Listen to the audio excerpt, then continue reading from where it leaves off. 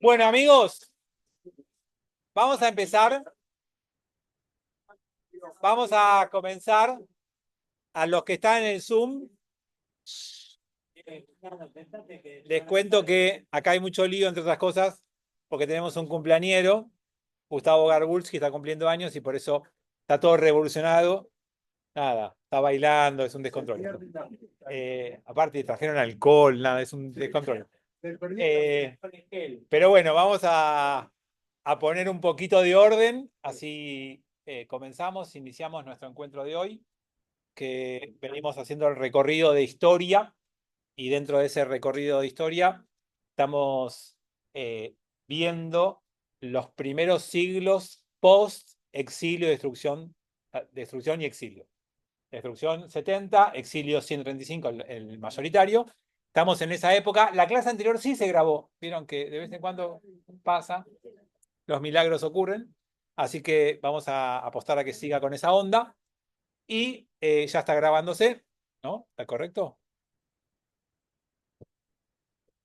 No me dice que se esté grabando. Sí,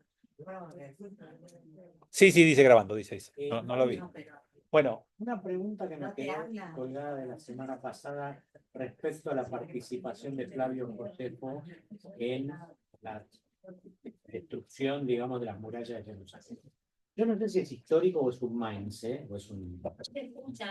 Ahora lo retomo. Espera, seguí. Josefo fue el que le dio la fórmula a Vespasiano y a Tito de cómo tenían que hacer para derribar las murallas, que era atacando en Shabbat, que era cuando los judíos todo eso no es historia. Ya está, no hace falta la pregunta, no hace falta repetirla. Vamos a arrancar con tratando de ver los diferentes centros de diáspora que vieron judíos y lo que pasó entre los judíos post-destrucciones y lo que pasó en las diásporas judías. Ese va a ser el recorrido de hoy. Vamos a intentar poner un poquito de orden a eso. Y para eso vamos a empezar con Babilonia. Nuestro primer exilio a Babilonia lo vimos acá, fue en el 586 antes de nuestra era. O sea, hace 2600 años más o menos llegamos a Babilonia, cuando destruyeron el reino de Judea del sur. ¿Se acuerdan de eso? Bueno, si no se acuerdan, vean los apuntes. Nabucodonosor, el que se hizo la ópera, nos destruyó Jerusalén, nos destruyó y mandó a los judíos a la diáspora. Desde ese momento, hace 2600 años, hay judíos viviendo en Babilonia. Esos judíos son los que dieron origen al judaísmo porque es la primera vez en la historia de la humanidad, y la vez en nuestra historia, que un grupo es sacado de su tierra, cortado de su lugar, cambiado su idioma, rodeado de gente que cree en otra cosa, y esa gente siguió creyendo en el mismo Dios, practicando la misma vida que tenían antes y añorando regresar para volver a hablar su idioma, a creer en su Dios y a tener su tierra. Y eso va a pasar mucho tiempo después. Sin embargo, por más que esté admitiendo gente, sin embargo, esa comunidad judía que se instala en Babilonia mantiene su judaísmo. Y ese judaísmo se va a mantener con una comunidad bastante importante, pero no inmensa ni poderosa todavía. Esa comunidad va a estar bajo diferentes imperios. Básicamente en Babilonia, pero después se va a expandir un poquito más en el gran imperio que va a ser primero bajo los partos y después bajo los sasánidas, los persas. Pero va a haber dos dinastías distintas, los partos primero y los sasánidas después. Los partos van a ser los que hacen las guerras con los romanos. En aquel momento, Occidente va a ser romano y Oriente va a ser de los persas.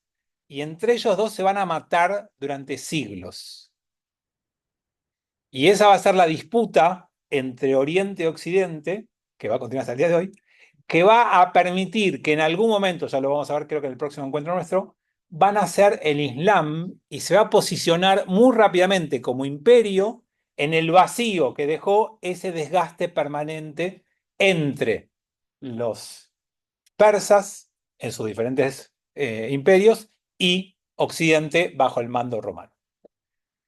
Esa comunidad judía de Babilonia va a tomar relevancia con los sasánidas, cuando hay un cambio entre los partos y los sasánidas. Sí, es así que se llama la dinastía, no cambia mucho. Esa dinastía va a elegir a un judío en Babilonia como el exilarca, el rey de los judíos en la diáspora. Y el exilarca va a ser la autoridad política judía y va a ser la primera vez que un imperio o un país dialoga con los judíos a través de un representante político. Y eso después lo van a tomar un montón de diásporas en toda la historia de la humanidad, desde ahí hasta Napoleón, 1000 veces. En Polonia, en un montón de lugares. Eligen a una persona, ¿cómo hablo con los judíos? Y hablo con uno. Entonces, como estos persas le permitían a los judíos la autonomía religiosa y la autonomía legal, con ciertos límites, bueno, tenían que tener una persona con la cual comunicarse. Y entonces a partir de ahí, claro, es lo que sería el presidente de la DAIA hoy acá. Entonces, tenemos a el exilarca, a una comunidad organizada que tiene primero, no importa, voy a decir nombres que, Nardea, el primer lugar importante, y después va a fundar dos grandes academias de estudio en Babilonia. Sura y Pumbedita. No importa, son nombres que... ¿Quién escuchó esos nombres antes de hoy? Sura puede ser. Sí, Sura porque hay una compañía de seguros.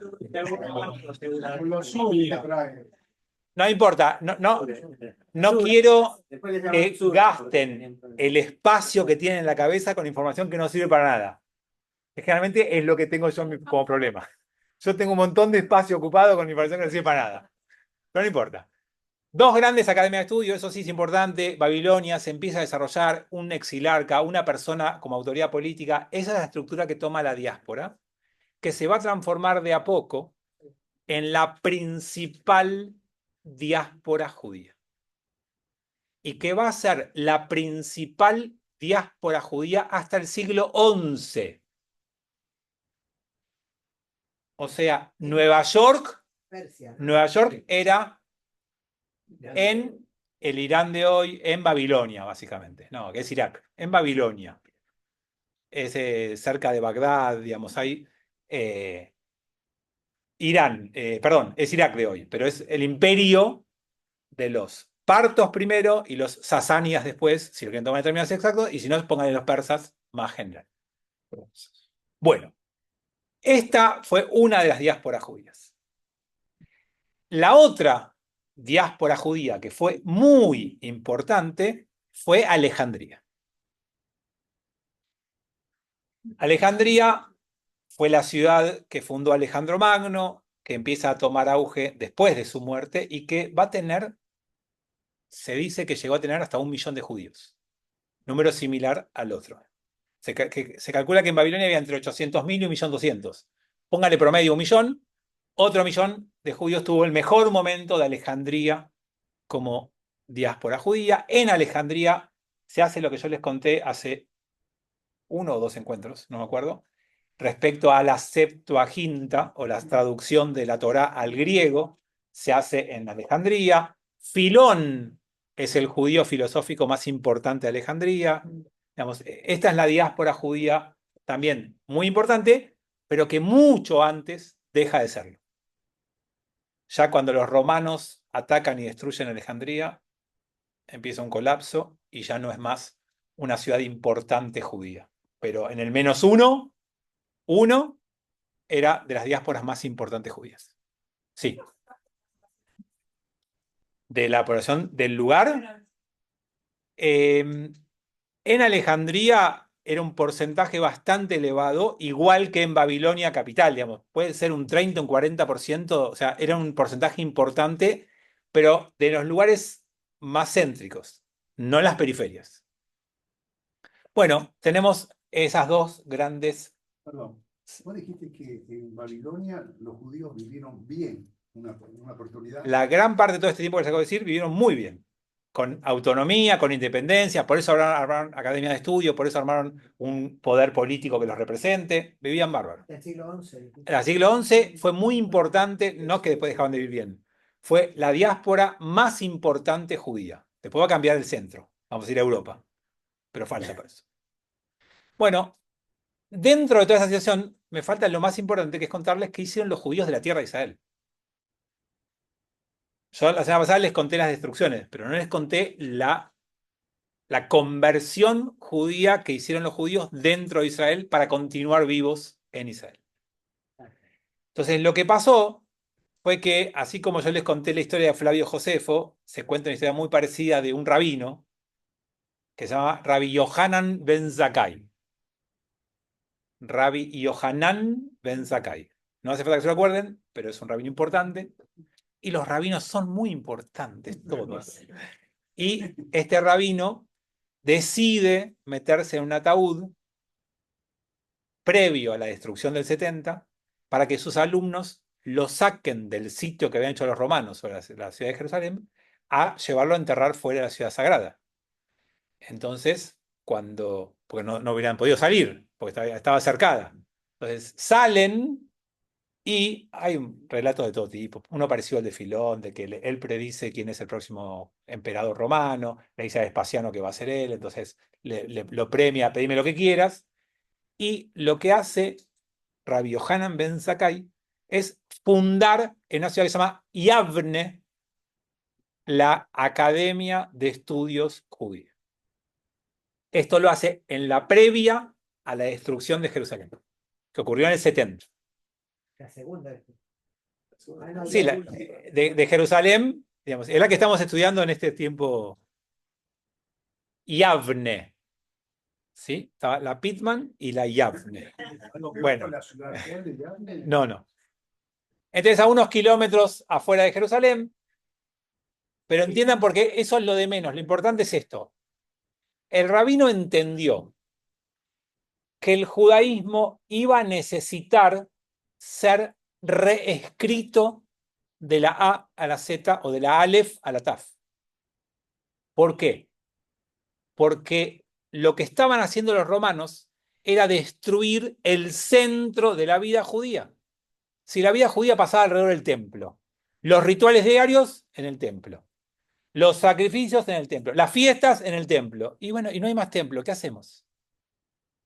Entonces, el rabino entendió que la continuidad judía estaba solamente si lograban reescribir un judaísmo sin templo.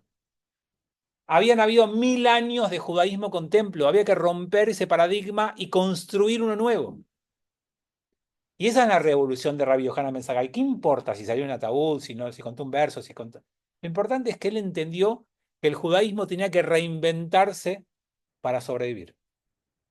Y lo hizo, y no le tembló el pulso, y reinventaron el judaísmo. Lo escribieron de nuevo. Y lo que ustedes conocen hoy como judaísmo es el judaísmo que escribieron ellos, no el original. Ustedes casi no conocen el judaísmo original. ¿Esto es el canon? No, esto es el Talmud.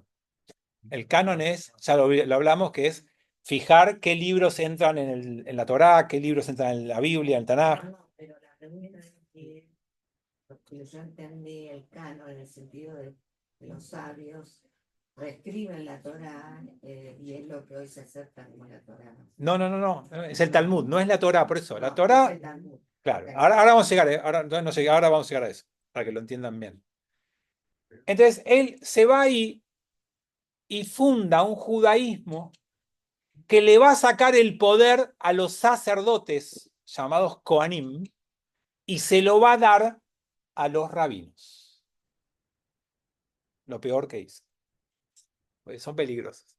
Entonces, de los Kohanim, de los sacerdotes, a los rabinos, de la herencia, los sacerdotes eran hereditarios, al estudio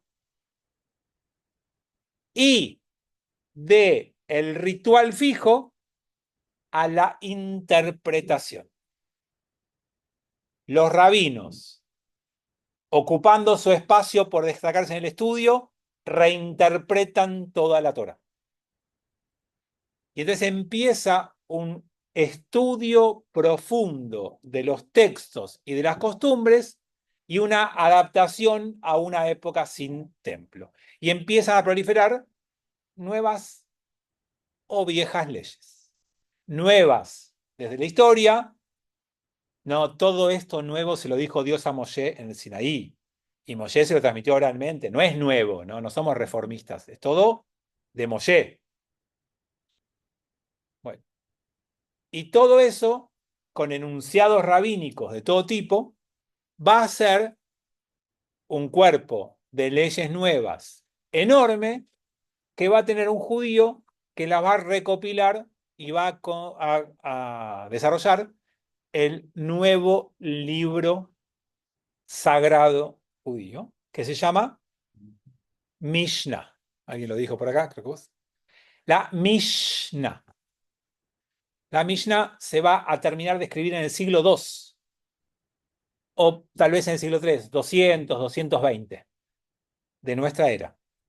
Y va a ser un compendio de leyes rabínicas interpretando lo que dice la Torá, pero ya sin templo. Pero ya sin templo. ¿Quién era el que lo hizo eso? El compilador de todo se llama Rabbi Yehuda Anasí. Rabbi Yehuda el príncipe. Rabbi Yehuda Anasí.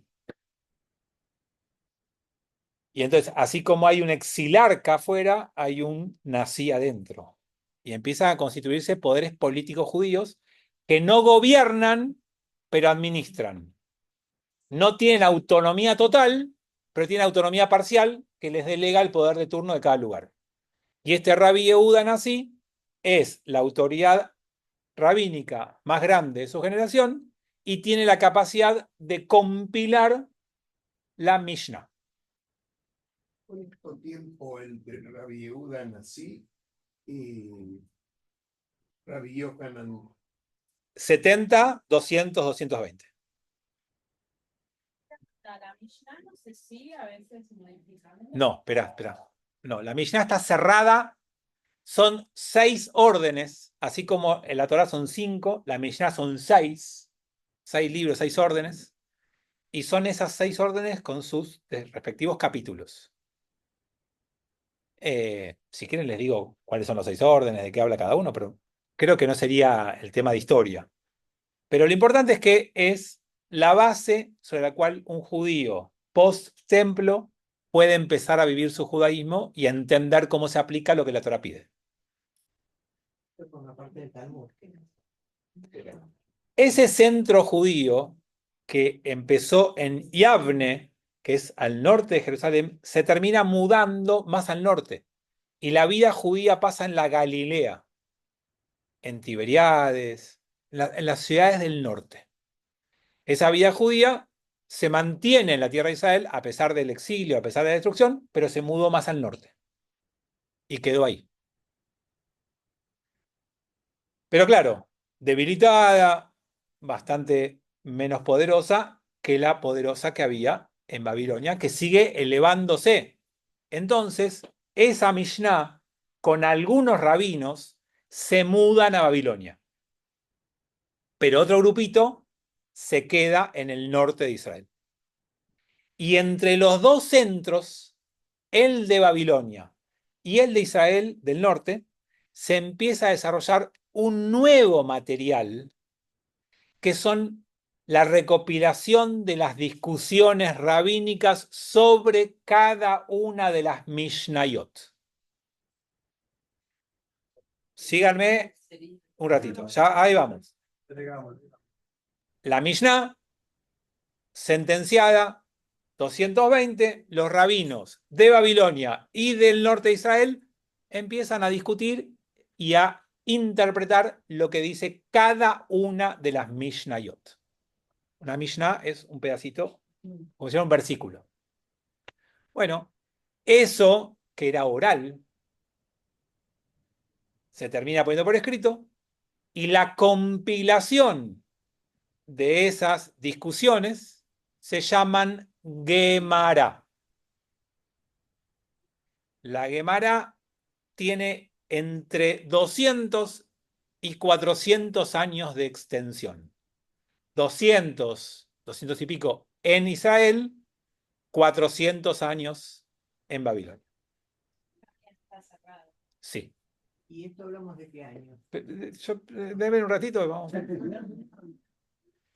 Entonces, la Gemara de Israel no pasó a ser la central ni la más importante. Se cerró antes, fue compilada durante 200 años, más o menos en el siglo V, se da por concluido y se llama Talmud Yerushalmi. No fue escrita en Jerusalén, pero se llama Talmud Yerushalmi. El Talmud es la suma de la Mishnah más la Gemara. La Mishnah y la Gemara escrita en Israel, en hebreo, en el norte, se cerró más o menos en el 500 y se llama Talmud Yerushalmi. Y no gravitó importantemente en el pueblo judío durante muchos siglos. No gravitó. Porque el centro y el poder judío estaban en Babilonia. Y porque las academias y los principales rabinos estaban en Babilonia. Y ahí se discutía y se escribían también interpretaciones. Había un flujo de ida y venida, pero digamos, había más importancia en los rabinos, en la comunidad, en el desarrollo. Y ahí, durante 400 años, se creó otra Gemara, que en algunos casos coincide y en otros no. Y esa Gemara no fue escrita en hebreo. No le pueden preguntar mucho a Yodal Moré. Igual es parecido. Se escribió en arameo, que era el idioma que hablaban los judíos en Babilonia. Y esa compilación de la Gemara más la Mishnah se llama Talmud Babli. Babli, Babel en hebreo es Babilonia. Entonces, tenemos el Talmud Yerushalmi, que es en hebreo, y el Talmud Babli, que tiene la Mishnah en hebreo y la Gemara en un poco de hebreo y mucho arameo. ¿Cuál es Estamos el hablando de costo? 500. Ese. Y si este no es, ese. El Babli es el Talmud que casi monopolizó la vida sabia judía. Cuando los rabinos tenían que buscar algo, buscaban el Babli. Cuando los rabinos enseñaban el Babli. La ley se extrae del Babli. Estamos hablando de aquel momento. Perdón, 500 de la era. Sí, actual. Entonces, como yo les dije que se cerró en el 200, en el 400 se cierra el de Jerusalén, en el 600, 500 y pico, en el Babli. O sea, siglo VI, más o menos. Los dos siguen hasta ahora. Talmud Yerushalmi, Talmud Babli van a consultar en la misma edición que desde ese momento. En ese momento eran a mano, Kitvei Yad se llaman. Son copias a mano. Y desde la imprenta tenemos las copias impresas. Y por supuesto hay pequeñas diferencias entre manuscritos y textos que para los estudiosos hacen doctorados con diferencias entre manuscritos y textos impresos. ¿El de Yerushalayim se escribió en hebreo? Sí. Bueno, entonces, con este panorama vamos a ir un poco a los imperios y la parte política. En la tierra de Israel gobernaban los romanos. Los romanos tuvieron un gran cambio cuando Constantino, entre otras cosas, el que toma el imperio, la religión cristiana para el imperio romano, decide conquistar y mover una ficha muy importante a Bizancio. Bizancio se transforma en Constantinopla. ¿Ubican todos dónde estamos hablando? ¿Sí? Hoy es Turquía. Turquía. Hoy es Turquía. Es Estambul. En la ciudad de Estambul moderna era Bizancio y pasa a ser Constantinopla. Pero el imperio que tiene base ahí se va a llamar el Imperio Bizantino. aunque después va a transformarse en el Imperio Romano de Oriente. Y va a quedar Roma como el Imperio Romano de Occidente, y va a haber un traspaso de poder muy fuerte de Roma a Bizancio. Y el Imperio Bizantino es el que va a tener autoridad política o que va a dominar sobre la tierra de Israel, llamada a partir de ese momento Palestina, que les conté en el cuento pasado. Entonces, ustedes tienen que en Israel va a haber autoridad política desde Bizancio. Y Roma va a empezar su decadencia. Y Roma va a ser destruida ¿en qué año, amigos? Fin del imperio de la Edad Antigua. 476. En el 476, Roma es quemada y ya toda la plana mayor del imperio queda en Oriente. Y empieza el Imperio Romano de Oriente, que hasta ese momento era conocido como el Imperio Bizantino. Y es quien tiene jurisdicción, autoridad y política sobre la tierra de Israel. Durante todo ese tiempo hubo desarrollo y construcciones en Israel bizantinas. Y si ustedes van a Israel y preguntan por etapas, por épocas, van a poder encontrar cosas helenistas, cosas romanas y cosas bizantinas. Y esos siglos van a ir marcando con diferentes arquitecturas y diferentes prioridades para construir las culturas de las cuales provienen. Y hay todo un tema entre el griego y el latín, porque los helenistas hablaban en griego, los romanos van a reemplazar el griego por el latín, pero cuando se traslada a Bizancio, ese imperio bizantino retoma el griego. Y ahí hay una de las discusiones entre cuál es el idioma, por eso la Iglesia Católica después va a hablar en latín, pero la Iglesia Ortodoxa no habla en latín. Y la parte bizantina es más de corte helenista griega. Y la romana, la Iglesia católica es más de corte romana con latín como idioma. ¿Es la época que tienen dos papas? No, todavía no. Ah, claro. Dentro de la mudanza que hacen de Roma a Bizancio, se decide construir una gran iglesia en Bizancio o en Constantinopla. Se llama la Santa Sofía, que siglo VI, 500 y algo, se construye la Santa Sofía, que va a terminar siendo el Vaticano de Oriente, pero que en ese momento se construye como una gran iglesia con una cúpula muy importante que genera muchos problemas, se destruye, se cae, se rompe. No fue fácil, es una tremenda construcción, los que estuvieron y lo vieron, es una tremenda obra, porque además esa iglesia después va a ser mezquita. Entonces, nada, es muy interesante desde lo histórico, pero estamos ahora en el siglo VI. El centro espiritual del Imperio Romano empieza también a tomar fuerza Bizancio o Constantinopla, en detrimento de Roma, que empezó su decadencia, como les dije hace un ratito. Bien, a grandes rasgos, esta es la situación de Israel desde su destrucción 70, la gran expulsión 135, hasta la aparición del Islam.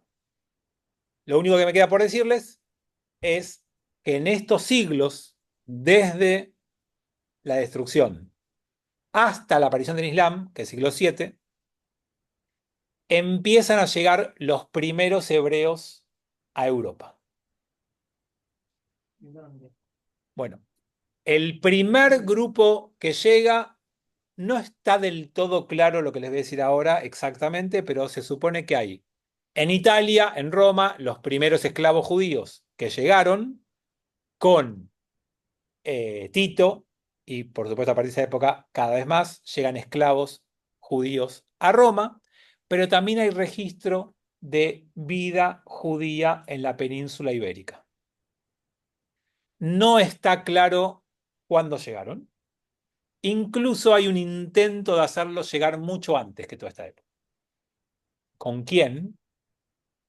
¿Escucharon hablar de Iona?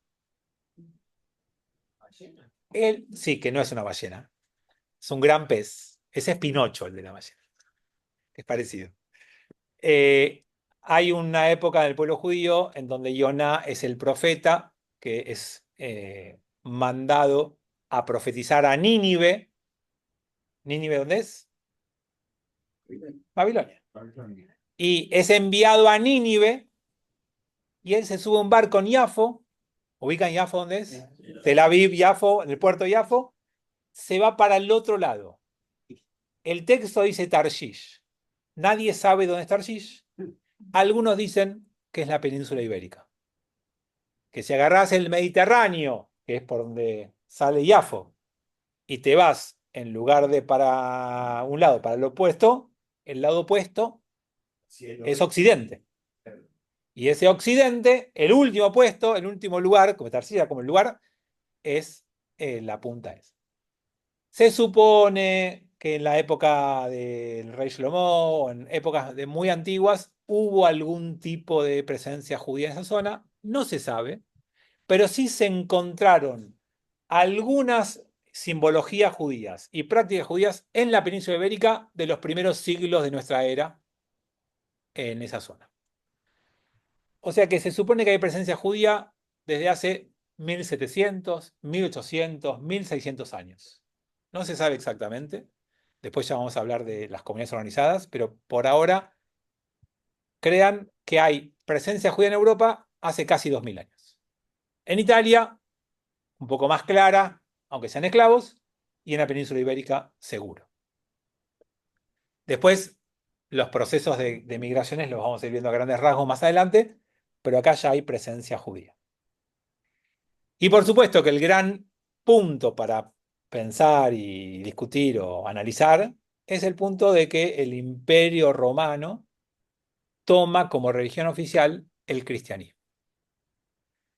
Y eso que nosotros habíamos visto, que empezó como una pequeña secta, un pequeño grupo de gente que seguía a Jesús, y ese grupo de gente, cuando Jesús es crucificado por los romanos, está un poco huérfano y aparecen Pablo, Pedro, como algunos ideólogos de una nueva religión que le quita toda la obligatoriedad que tenía el judaísmo y le da toda la profundidad que tiene el judaísmo, con ideas y valores profundos y con conceptos muy, permítanme, vendibles en la antigüedad, con la facilidad de, no de la anulación de las mitzvot, crea un grupo de paganos que empieza a adoptar el cristianismo.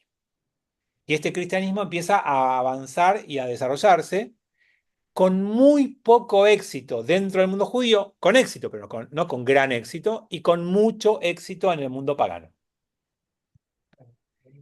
Y entonces esos primeros años, el judaísmo y los nuevos cristianos empiezan a competir. Y en el origen eran dos grupos perseguidos por los romanos.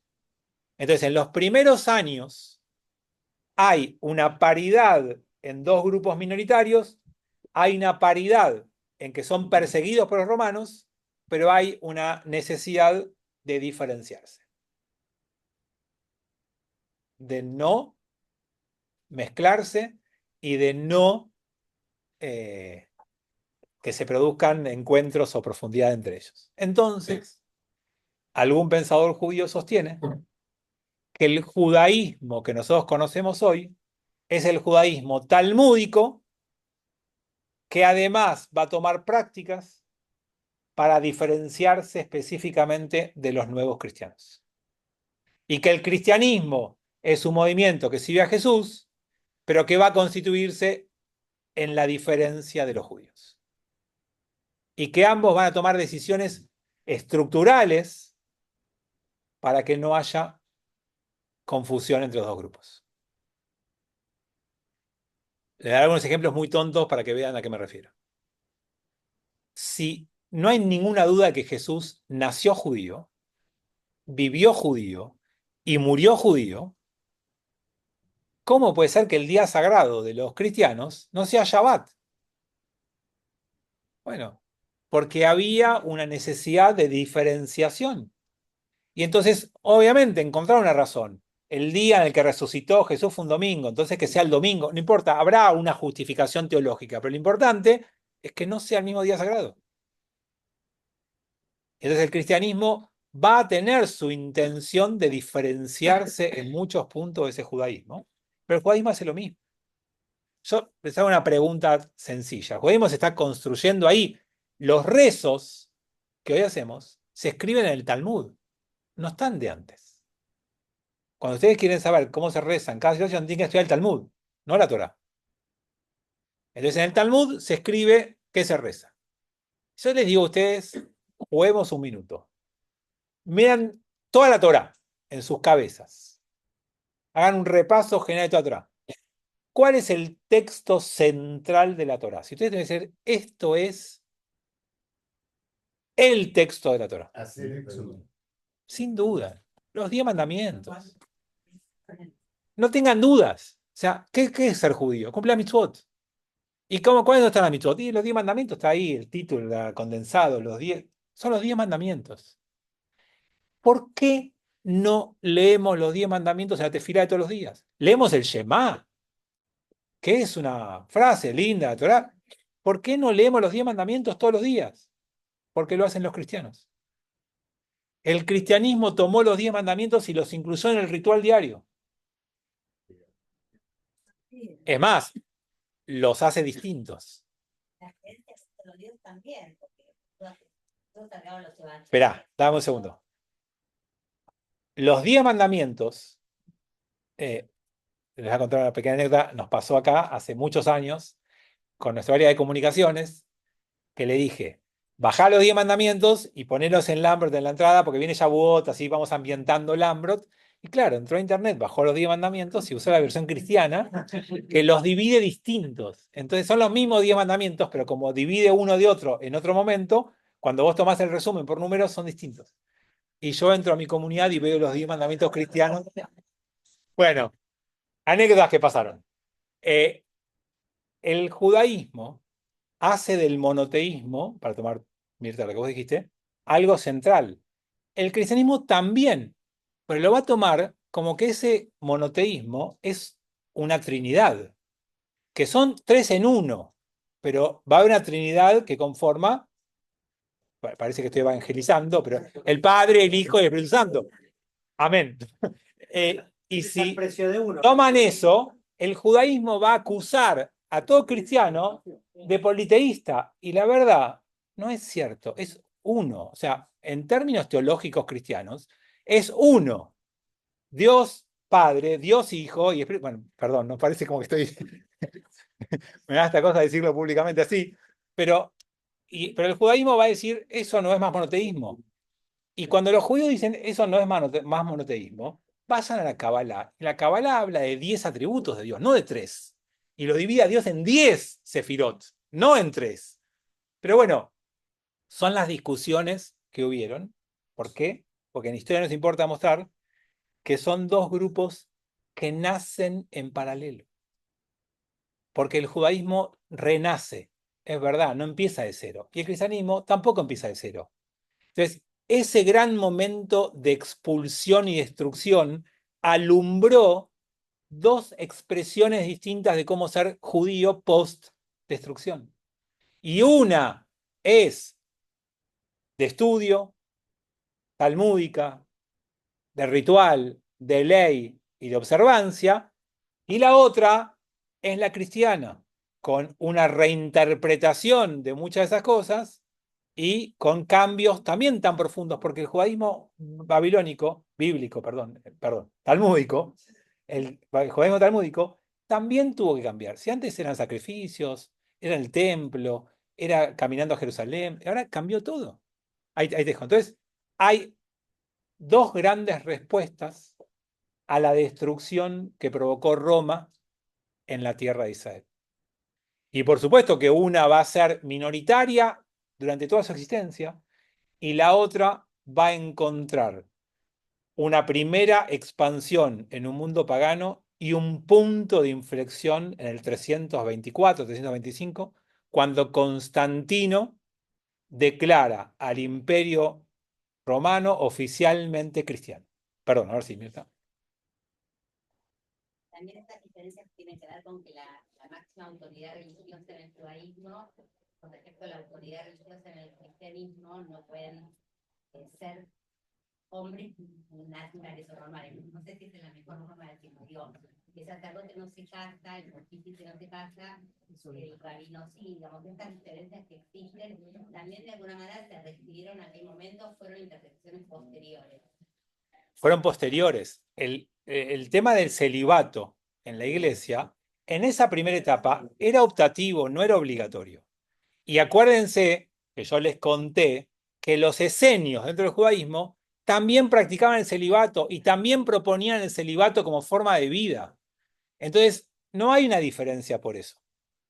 Y el tema de el Papa como la representación de Dios en la infalibilidad papal, son todas construcciones muy posteriores. Todavía no había una gran diferencia entre las grandes autoridades de la iglesia y un Cohen Gadol. O después lo que va a ser el gran rabino de la yeshiva o Sura o Pumbedita o el gran rabino editor. No hay tanta diferencia en las primeras etapas.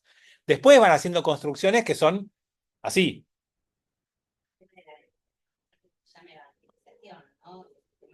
Están fieles de un lado y por otro lado no, al contrario. Ahí hay un gran mito, tema de la evangelización. Los cristianos evangelizaron y con mucho éxito, y los judíos no tuvimos éxito y no tuvimos poder para hacerlo. Si hubiéramos tenido, no sé qué hubiera pasado. Pero la verdad es que el judaísmo siempre se recluyó porque siempre fue perseguido, porque siempre fue minoritario, porque nunca tuvo el poder para hacerlo y porque era muy difícil convencer a alguien. O sea, siempre... Bueno, pero es un caso muy aislado en la historia, muy raro con los idumeos. Que de ahí viene Herodes, digamos, ese periodo previo, pero el judaísmo, no, así como decimos, bueno, pero el judaísmo no le importó la tierra, siempre construyó en el tiempo. En cambio, el cristianismo construyó un terreno, un imperio terrenal. Bueno, pero porque no pudimos. O sea, si hubiéramos tenido el poder, ¿hubiéramos hecho lo mismo? Y eso, en la historia está prohibido estas preguntas. Se llaman contrafácticas. No sabemos. Pero es válido decir, ya te dejo, es válido decir que el judaísmo no construyó en la tierra porque nunca tuvo el poder para hacerlo. Y hoy que sí tenemos el poder, construimos en la tierra. No significa que si hace 2000 años lo hubiéramos hecho. Ahora, el énfasis que puso la iglesia en la construcción terrenal, tampoco me animo a decir que el judaísmo hubiera hecho lo mismo si hubiera tenido los medios. No lo sé, pero sí hoy sé, 2000 años después, que nosotros hicimos una construcción espiritual y que la iglesia construyó un imperio terrenal y construyó un poder político al frente del imperio y lo llamó Papa. Es un representante político, es un poder mundial y durante muchos, muchos siglos fue una de las personas más poderosas del mundo. Perdón. Al principio eran grupos identitarios, ambos dos estaban perseguidos, pero lo que tiene el cristianismo, como incorpora personas que eran paganas, incorpora la cultura romana. Y eso probablemente haya sido bastante convocante, porque incorporar imágenes, incorporar... Bueno, eso en religión, ahí lo explico para que el resto escuche lo que está diciendo. Se llama sincretismo. El sincretismo es cuando una religión toma elementos de otra cultura y los incorpora a la propia. Pero nunca es un robo, sino que es una resignificación. Entonces, ustedes van a encontrar, por ejemplo, en muchos lugares del mundo a Jesús de negro. O ciertas fiestas donde está la Pachamama y algo cristiano. Todo eso se llama sincretismo. Quiero contarles que el judaísmo también lo tiene. El Seder es lo más parecido al simposium romano. Y el Afikoman es una toma de algo externo a nosotros e incorporado. Es verdad que el cristianismo fue muy agresivo con lo que se llama sincretismo y el judaísmo lo tomó con mucho más último recurso que como algo habitual. Entonces, hay una expansión del cristianismo lograda básicamente porque toma elementos de la cultura que va a ocuparse de convertir y entonces hace todo el proceso mucho más fácil. Le voy a dar un ejemplo bien fuerte. ¿Cuándo nació Jesús? Entre 0 y...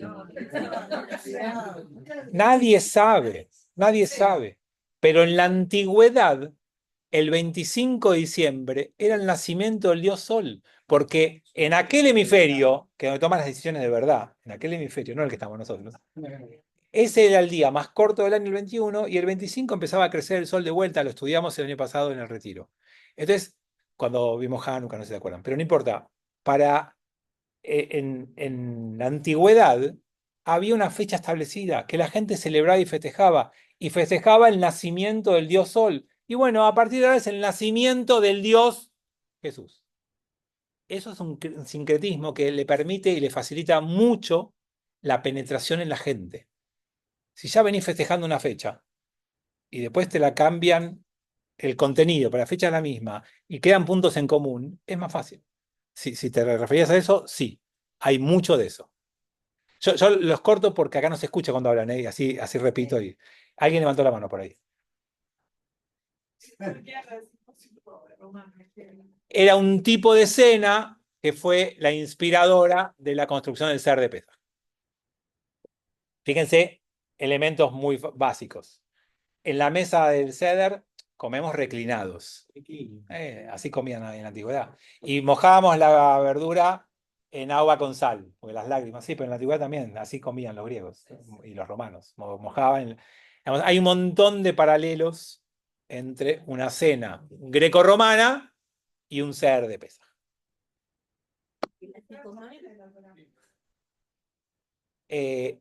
El punto de contacto entre la Torá y el Seder es que la Torá dice Ve'igadta levinja. Le contarás, le agid, y le dirás, le contarás a tus hijos. Sí, y por eso decimos una agadá. Ve'igadta levinja agadá. Pero no es que en la Torá dice la primera noche en la casa de la materna y en la segunda noche no dice, tampoco dice que hagamos una cena y que sentemos a la familia alrededor. Todo eso es Talmud. Talmud. ¿Por qué? Porque en Pesaj, en la Torá, ¿qué había que hacer? Había que ir al templo. Entonces los judíos iban caminando al templo, ¿a qué? A hacer un sacrificio, un corbán. Y en una época el sacrificio era en casa. Corbán Pesaj era cada uno en su casa, pero no importa. Eso antes todavía. Pero había otro ritual. Y el judaísmo lo escriben a partir de Rabbi Yohanan ben Zakkai, a partir de que se fueron a Yavne y después al norte y en Babilonia, y arman un judaísmo sin templo. Y reconfiguran todo. Y los rezos no están en la Torá, y los tefilim, hay citas en la Torá, pero la práctica de los tefilim aparece en el Talmud, y son todas prácticas de un judaísmo que no tiene templo, y que tiene que llevar tu judaísmo a tu casa, a tu realidad, a todos los días. Yo, perdón, estabas hablando de pesas y me quedó colgado algo que me pasó en el CEDER. Los chicos me preguntaron, que son grandes, pero me preguntaron desde cuándo se festeja Pesaj, y yo le dije del primer año después de la salida de Egipto. No, es así. El primer año que salimos de Egipto, hay algo de Pesaj que es lo que hacemos que en Egipto mismo, que matamos el animal, que marcamos la puerta. Primer Pesaj. El segundo Pesaj, no, el segundo Pesaj es a los 40 años. O sea, está el primero y después está el último. En el desierto, en el medio, no hubo. ¿Por qué? Porque en todo el desierto no se hizo la circuncisión, por las cuestiones higiénicas. Y solamente pueden participar de Pesaj los circuncisos. Entonces, durante todo el desierto no hubo celebrado Pesaj, y antes de entrar, el texto dice que Yoshua puso a todos los judíos en fila, y ahí viene el nombre Isaac. Isaac, le cortó a todos, y después celebraron Pesaj.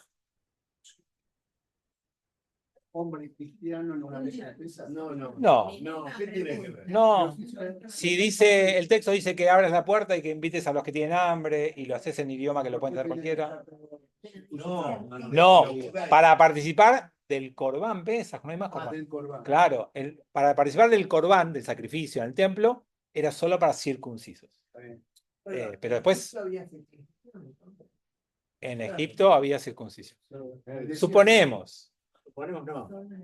Egipto- Abraham, Dios le dijo a Abraham, y a partir de ahí Abraham se cruzó a Isaac. No, pero digo, practica la cuando digo eso es, circuncisión. no hay prueba arqueológica, no hay a eso me refiero. Pero suponemos que sí.